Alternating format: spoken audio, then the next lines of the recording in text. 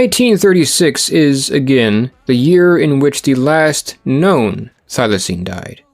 While there is no definitive evidence, it is a very realistic possibility, even probability, that there were other members of the species who continue to live in the wild past this date.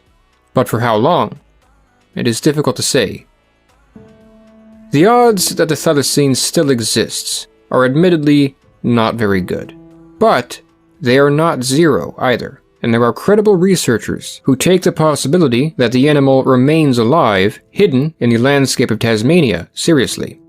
Tasmania is an island about the size of Ireland or West Virginia, but, as the home of only 500,000 people, contains only a fraction of the population of either of these examples. Most of this population is concentrated around the city of Hobart in the southeast and in the central north.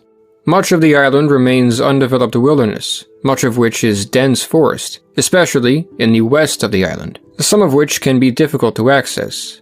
The idea that a species could retreat to this wilderness and remain hidden from humans for decades is entirely conceivable, especially a relatively small, shy animal. Again, we don't have definitive evidence to say that this was the case, but we certainly can't be confident that every single thylacine had been accounted for. The scientific community has declared animals extinct only to find them alive later on before, although, admittedly, many of these examples pertain to smaller and/or more elusive animals. Still, the idea is controversial, to